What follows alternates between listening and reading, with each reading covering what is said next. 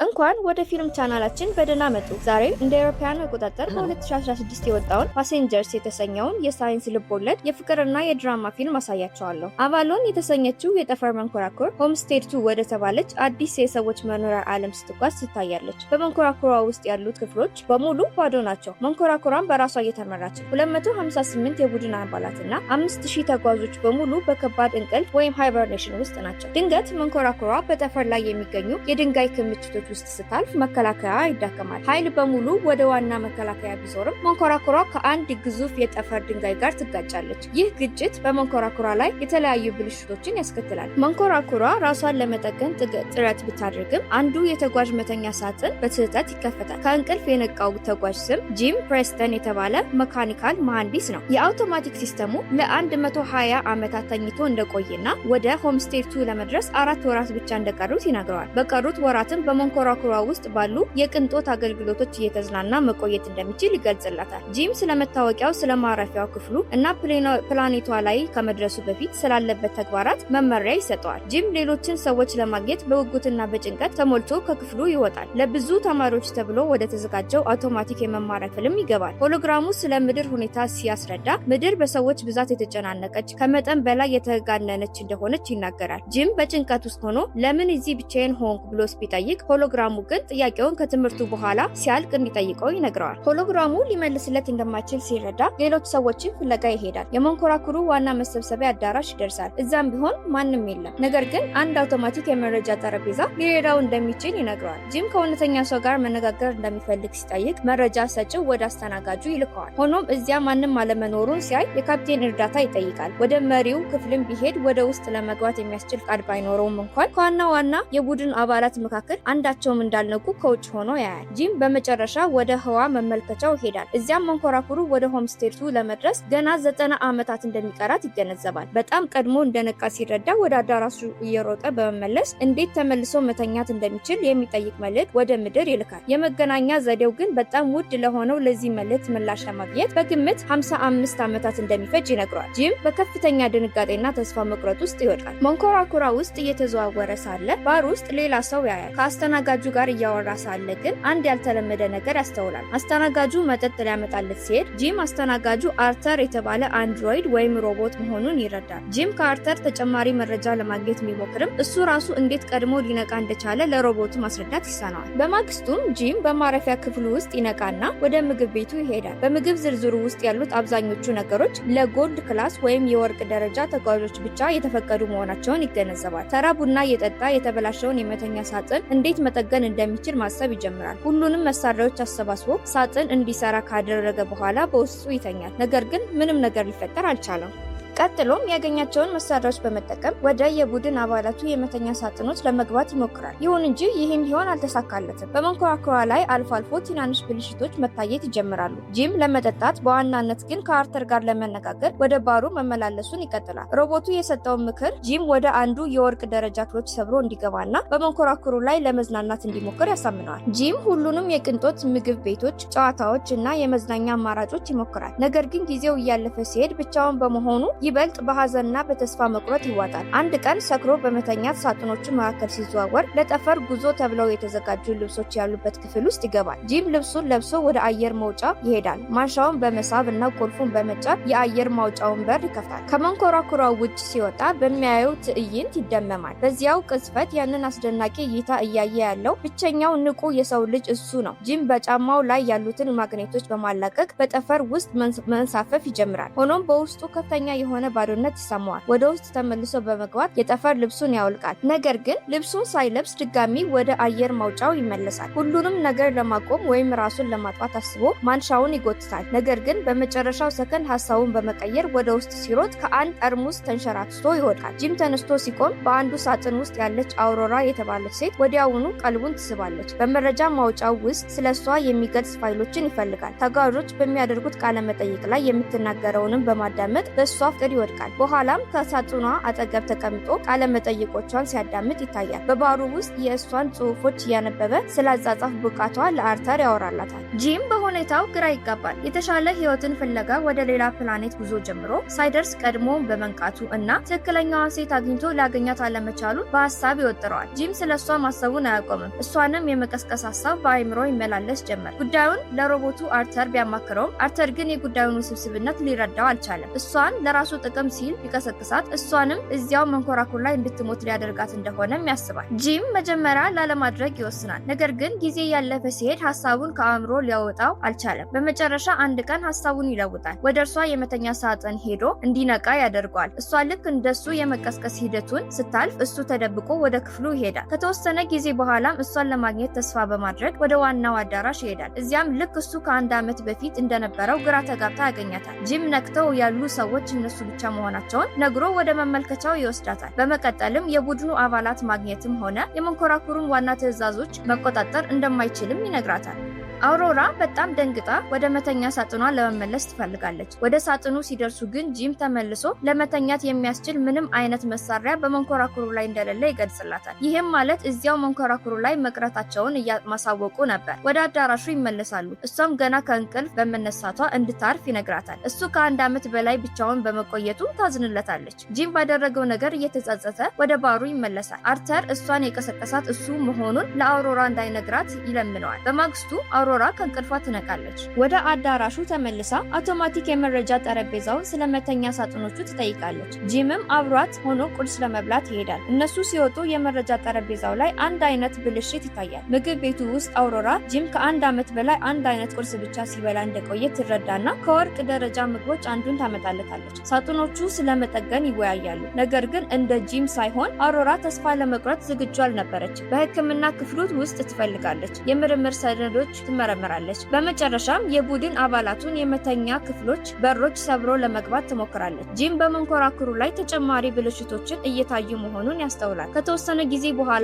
አውሮራ በአባሎን ላይ ስላለው ህይወቷ ታዝናለች፣ ትጽፋለች፣ በመንኮራኩሩ ውስጥ ትሮጣለች፣ እንዲሁም በዋናው ገንዳ ውስጥ ትዋኛለች። ቀስ በቀስም ያለችበት ሁኔታ ይበልጥ እየታወቃት ይመጣል። የጂም ታሪክ ሳቢ ሊሆን ይችላል ብላ በማሰብ ቃለ መጠይቅ ለማድረግ ወደ ምግብ ቤቱ ትሄዳለች። ለምን ወደ አዲሱ ዓለም ለመሄድ እንደወሰነም ትጠይቀዋለች። ጂም መጀመሪያ የኩባንያውን ማስታወቂያዎች ቢደግምላትም በኋላ ግን በአዲሱ ዓለም ውስጥ ትልቅ ቦታ እንዲኖረውና ህይወቱን መገንባት እንደሚፈልግም ያስረዳታል። በኋላ ህዋ መመልከቻው ውስጥ ሆነው አውሮራ እዚያ ለመገኘት ያላትን ምክንያት ትገልጽለታለች። በዚያ መንኮራኩር ውስጥ እንዳሉ ሌሎች ተጓዦች ሳትሆን እሷ የደርሶ መልስ ትኬት ነው ያላት። ሀሳቧም ሆምስቴቱ ላይ ለአንድ ዓመት ኖራ ወደ ምድር በመመለስ ይህንን ጉዞ ያደረገችውን የመጀመሪያ ጋዜጠኛ በመሆን ታላቅ ታሪክ ለመጻፍ ነበር። አውሮራ ያለባቸውን ችግር ለመፍታት መንገድ ፍለጋውን ቀስ በቀስ ተስፋ ትቆርጣለች። ጂምም እሷን የሚያስደስትበትን መንገድ ይፈልጋል። ዳንስ ቤት፣ ሲኒማ እና የቅርጫት ኳስ ሜዳም ይወስዳታል። በመጨረሻ አርተርን እንድታገኘው ወደ ባሩም ይወስዳታል።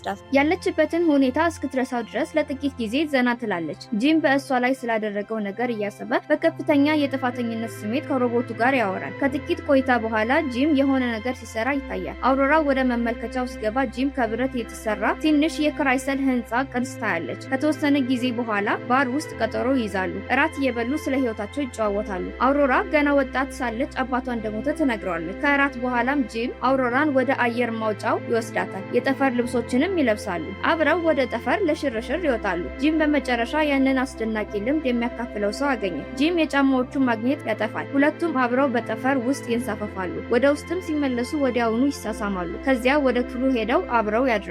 ከጥቂት ጊዜ በኋላ እንደ ባለትዳር አብረው መኖር ይጀምራሉ። አውሮራ ወደ እሱ ክፍል ትዛወራለች። በመንኮራኩሩ ላይ ስላለው ህይወቷን መጻፏን ትቀጥላለች። አብረው ይሮጣሉ፣ አብረው ይበላሉ፣ አብረው ያድራሉ። ጂም በመንኮራኩሩ ውስጥ ተጨማሪ ፍለጋ ሲያደርግ የእጽዋት ማሳደጊያ ክፍሉን ያገኛል። ለአውሮራም አበባዎችን ይዞላት ይመጣል። አንድ ቀን መንኮራኩሯ ሬድ ጃይንት በሚባል ግዙፍ ቀይ ኮከብ አጠገብ ስታልፍ ለመመልከት ወደ መመልከቻው ይሄዳሉ። የአውሮራ ልደት ቀን በመሆኑ ምሽቱ በመንኮራኩሩ ውስጥ ካሉት በርካታ ምግብ ቤቶች በአንዱ እና በባሩ ውስጥ ያከብራሉ። ጂም ለአውሮራ የሰራላትን ያላትን የጋብቻ ጥያቄ ቀለበት ለማዘጋጀት ወደ መታጠቢያ ክፍል ይሄዳል። አውሮራ ግን ባሩ ውስጥ ከአርተር ጋር እያወራች ትቆያለች። አርተር ሚስጥሩን መጠበቅ እንዳለበት ስላልተረዳ ጂም አውሮራን የቀሰቀሳት ሆን ብሎ መሆኑን ይነግራታል። ድንገት ጂም ይመለሳል። እሷም በፍጹም አለማመን ውስጥ ሆና ትጮህበታለች። በከፍተኛ ቁጣና ድንጋጤ ሆና ጥላው ትሮጣለች። ጂም ወደ ማረፊያ ክፍሉ ሲመለስ የአውሮራ እቃዎችን ወስዳው ያገኛል። በማግስቱ ምግብ ቤት ውስጥ ያገኛታል። ነገር ግን እሱ ማውራት ሲጀምር እሷ ጥላው ትሮጣለች። አውሮራ በከፍተኛ ተስፋ መቁረጥ ውስጥ ትወድቃለች። አንድ ቀን ምሽት ወደ ጂም ክፍል መጥታ ትመታዋለች። ልትገለውም ትፈልጋለች። ጂም እሷን ማግኘት ስላልቻለ በመገናኛ መስመር በኩል ይቅርታ ለመጠየቅና ያደረገውን ለማስረዳት ይሞክራል። እንደወደዳት ቢነግራትም ለአውሮራ ግን ምንም ትርጉም አልነበረው። ህይወቷን ስለሰረቀባት ልትምረው አልቻለች። አንድ ምሽት ጂም በክፍሉ ውስጥ እያለ ሌላ ብልሽት ይከሰታል። መንኮራኩሯን ለህይወት አስጊ የሆነ ብልሽት ያጋጥማታል። ዋናውን መቆጣጠሪያ ይዘጋል። በኋላ ጂም ወደ ሊፍት ውስጥ ሲገባ ሊፍቱ ይበላሻል። አውሮራ ወደ ዋናው አዳራሽ ስትሄድ ጂም እዚያ ክፍል ዛፍ ተክሎ ታያለች። ከዚያም ወደ ምግብ ቤቱ ስትሄድ የምግብ ማቅረቢያው ማሽን ተበላሽቶም ታገኘዋለች። ድንገት ሁለቱም የዴክ ቺፍ ድምጽ በመገናኛው መስመሩ ሲሰማ ይደነግጣሉ። ድምጹም ዛፉን ማን ነው የተከለው ብሎ ይጠይቃል። ሁለቱም ወደ አዳራሹ ሲሮጡ ጋስ ማንኩሶ በጂም ዛፍ ፊት ቆሞ ያገኙታል። ራሳቸውን አስተዋውቀው ስለ ሁኔታው ይነግሩታል። ማንኩሶ 3 የመተኛ ሳጥኖች እንዴት ሊበላሹ እንደሚችሉ ሊረዳ አልቻለም። ማንኩሶ ወደ መቆጣጠሪያው ክፍሉ ይወስዳቸዋል። በመንኮራኩሩ ላይ ችግር እንዳለ ቢገነዘብም በሲስተሙ ላይ ያለውን መረጃ ግን በእጅ መፈተሽ እንዳለበት ይናገራል። ከመቆጣጠሪያ ክፍሉ ሲወጡ አንድ ሮቦት ሊወድቅባቸው ሲል ለጥቂት ይተርፋሉ። ጂም እና አውሮራ በመንኮራኩሩ ላይ ያሉ ብልሽቶች ከጊዜ ወደ ጊዜ እየጨመሩ መሆናቸውን ለማንኩሶ ይነግሩታል። ማንኩሶ መረጃውን እንዴት መሰብሰብ እንደሚችል እያሳያቸው እንዲህ አይነት ብልሽት መከሰት እንደሌለበት ይነግራቸዋል። ጂም አብሮት እያለ ማንኩሶ የመተኛ ሳጥኖችን መመርመር ይጀምራል። በአውሮራ ሳጥን ላይ ምን እንደተፈጠረም ይደርስበታል። ጂም ያደረገው ነገር እጅግ አስከፊ እንደሆነም ይነግረዋል። በኋላም ማንኩሶ የተሰበሰበውን መረጃ በመቆጣጠሪያ ክፍሉ ውስጥ እያረጋገጠ ሳለ አውሮራ ትመጣለች። ስለ ሳጥኗ ሁኔታ ቢያወሩም እሱ ግን በዚህ ጉዳይ ላይ ምንም ሊያደርግ እንደማይችል ይነግራታል። በዚህ መሃል ጂም 16ኛውን የተበላሸ ሮቦት ይዞ ይገባል። ማንኩሶ የሃይበርኔሽን በሽታ ስለተሰማው ለማረፍ ይሞክራል። ነገር ግን ወደ ውጭ ሲወጣ ደም መጥፋት ይጀምራል። በዚያኑ ምሽት አውሮራ እንቅልፍ እምቢ ስላላት ለመዋኘት ትሄዳለች። ድንገት በመንኮራኩሯ ውስጥ የስበት ኃይል ወይም ግራቪቲ ይጠፋል። የዋናው ገንዳ ውሃ አየር ላይ ተንሳፎ አብሯት በመንቀሳቀስ ልትሰምጥ ትቃረባለች። የስበት መቆጣጠሪያው ተመልሶ ሲሰራ ለጥቂት በህይወት ትተርፋለች። ሁለቱም ማንኩሶን ለመፈለግ ሲሮጡ ይገናኛሉ። ሶስቱም ወደ መቆጣጠሪያ ክፍሉ ተመልሰው ወደ መንኮራኩሩ ላይ ምን እየተከሰተ እንዳሉ ቀስ በቀስ ይረዱ ጀመር። ማንኩሶ ከ2 ዓመት በፊት የሆነ ነገር ተከስቶ አንድን ትልቅ ሲስተም እንዳበላሸው ይገነዘባል። ብልሽቱ የተከሰተበትን ቦታ አግኝተው መጠገን አለባቸው። ምክንያቱም መንኮራኩሯ በሙሉ ኃይሏ ብልሽቱን ለመሸፈን እየጣረች ነው። ካልጠገኑት ግን መላው መንኮራኩር ከጥቅም ውጪ ሆኖ ይቀራል። ችግሩን ለመፈለግ ሲሄዱ ማንኩሶ ራሱን ስቶ ይወድቃል። ጂም እና አውሮራ ወደ ሕክምና ክፍሉ ይወስዱታል። ሆኖም እሱ ለሞት እየተቃረበ ነበር። ህይወቱን ሊያቆይ የሚችል ወይም የሚያድን ምንም አይነት ሕክምና አልነበረም። ከጥቂት ጊዜ በኋላም ሶስቱም በመመልከቻው ክፍል ውስጥ ይገናኛሉ። ማንኩሶ የራሱን የመታወቂያ የእጅ አምባር ለጂም ይሰጠዋል። መንኮራኩሩን ሊጠግኑት ከነገራቸው በኋላ ወዲያውኑ ህይወቱ ያልፋል። ድንገት የመንኮራኩሩ መብራቶች ወደ ቀይ የአደጋ ምልክቶች ይቀየራሉ። መንኮራኩሯን መናወጥ ትጀምራለች። ጂም የአውሮራ እርዳታ እንደሚያስፈልገው ነግሯት ወደ ኢንጂነሪንግ ክፍሉ ይሮጣል። ሆኖም በስበት ኃይል መቆጣጠሪያው ላይ ሌላ ብልሽት ይከሰታል። ወዲያውኑ አርተርም የሚጎዳ ሌላ ብልሽት ይከተላል። ጂምም አርተርን ያጠፋዋል። በመጨረሻም ኢንጂነሪንግ ክፍል ደርሰው ችግሩን መፈለግ ይጀምራሉ። የኃይል ማመንጫው ውስጥ ችግሩን ያገኙታል። ነገር ግን የሽፋን በሩ ሲከፍቱት አውሮራ ወደ ውስጥ ትሳባለች። የጠፈር ድንጋዩ በዛው አካባቢ የመንኮራኩሩን አካል ቀዶት ነበር። ጂምም ወደ ውስጥ ቢሳብም በሩ በላዩ ላይ የተዘጋበት ሳለ የሽፋን በሩን አጥብቆ ይይዛል። በመጨረሻም እሱም ወደ ውስጥ ቢሳብም ተባብረው ቀዳዳውን በፍጥነት ይዘጉታል። ያንን ችግር እንደፈቱ ጂም በመንኮራኩሩ አካል ላይ ከአንድ በላይ ቀዳዳዎች እንዳሉት ይገነዘባል። ሁለቱ የጠፈር ድንጋዩ የተጓዘበትን አቅጣጫ በመከተል ድንጋዩ የሪአክተር መቆጣጠሪያ ኮምፒውተሩን እንደመታው ይረዳል። ጂም የሚተካ መለወጫ ማግኘት እንደሚችልም ያስባል። መለዋወጫውን አግኝተው ቢቀይሩትም የሪአክተሩን ሙቀት የማስወጣት ሂደት አሁንም አልሰራም ነበር። በእጅ ቢሞክሩትም እንደገና አልተሳካም። ሪአክተሩ እንዲቀዘቅዝ የሙቀት ማውጫውን በር ከመንኮራኩሩ ውጭ ሆኖ መክፈት እንዳለበት ጂም ይረዳል። ሁለቱም ወደ አየር ማውጫው ይሄዳሉ። ጂም ወደ ውጭ ለመውጣት ሲዘጋጅ ምናልባት ላይመለስ ስለሚችል የማንኩሶን የእጅ አምባር ለአውሮራ ይሰጣታል። እሷም የጠፈር ልብሱ እንድታስተካክል ትረዳዋለች። ወደ አየር ማውጫውም ሲገባ ያለሱ በመንኮራኩሩ ላይ መኖር ስለማትችል ተመልሶ እንዲመጣ ትነግረዋለች። አውሮራ የሙቀት መጠኑ እጅግ ከፍተኛ ደረጃ ላይ ወደ ደረሰበት ሪአክተር ክፍል ትመለሳለች። ከሪአክተሩ የወጣ አንድ ብረት ተወርውሮ እጇን ይመታታል። በዚህ ጊዜ ጂም ከመንኮራኩሩ ውጭ ወደ ሙቀት ማውጫው በር እየተቃረበ ነበር። እሱ በሩን ለመክፈት ሲታገል በሪአክተሩ ክፍል ውስጥ ያለው የሙቀት የሙቀት መጠን እየጨመረ ይሄዳል። ሪያክተሩ ሙቀቱን እንዲያወጣ በሩን በእጁ ይዞ መክፈት እንዳለበትም ጂም ተረድቷል። ይህንንም ለአውሮራ ይነግራታል። እሷ በሐሳቡ ባትስማማም እሱ ግን በሐሳቡ በመግፋት ሙቀቱን እንድታስወጣው ይነግራታል። እሱ እንዲሞት ስላልፈለገች ትከራከራለች። ነገር ግን ሌሎቹ 5000 ተጓዦች ማዳን እንዳለባቸው ሲነግራት ሙቀቱን ትለቀዋለች። ሂደቱ ይሳካል። ነገር ግን ከሪያክተሩ የወጣው ኃይለኛ ጋዝ ጂምን ገፍቶ በመጣል ከሚጠብቀው ገመዱ ያላቅቀዋል። በልብሱ ውስጥ ያለውም የአየር ግፊት እየቀነሰ ይሄዳል። ጂም የሆነውን ነገር ለአውሮራ ይነግራታል። እሷም ሌላ የጠፈር ልብስ ለብሳ እሱን ለማዳን በቻለችው ፍጥነት ትሮጣለች። ጂም በድጋሚ ይቅርታ ይጠይቃታል። አውሮራ ልብሱን ለብሳ ወደ ጠፈር ብትወጣም የያዘችው የጥበቃ ገመድ አጭር ስለነበር ልትደርስበት አልቻለችም። ወደ ኋላ ብትሳብም ድንገት የሱን ገመድ በመያዝ ወደ ውስጥ ስባ ታስገባዋለች። አውሮራ ጂምን እየጎተተች ወደ ሕክምና ክፍሉ ብታስገባውም እሱ ቀድሞ ራሱን ስቶ ነበር። የማንኩሶን መታወቂያ በመጠቀም የሕክምና መመሪያዎችን ትሰጠዋለች። የሕክምና ሳጥኑንም ጂም በራሱ ወደ ህይወት ይመልሰዋል። አውሮራ ለጂም ይቅርታ ታደርግለታለች። በኋላም አውሮራ አርተርን ትጠግነዋለች። ለማንኩሶም ተገቢውን የጠፈር የቀብር ስነስርዓት ያደርጉለታል። ጂም አውሮራን ወደ ሕክምና ክፍሉ በመውሰድ የሕክምና ሳጥኑን እንደ መተኛ ሳጥን በመጠቀም የሚያስችል ዘዴ እንዳገኘ ይነግራታል። ጂም ወደ ሕክምና ሳጥኑ እያመለከተ በዚህ ውስጥ ገብተሽ ቀሪውን ጉዞ በሰላም ማሳለፍ ትችያለሽ ሲል የህይወትን እድል ይሰጣታል። ሆኖም አውሮራ ለብቻዋ ፕላኔቷ ላይ ከመድረስ ይልቅ ከሚወዱት ሰው ጋር በጠፈር መካከል መቅረትን ትመርጣለች። የጂምን ጥያቄ ውድቅ በማድረግ እስከ መጨረሻ የህይወት እስትንፋሷ ከእሱ ጋር ለመቆየት ትወስናለች።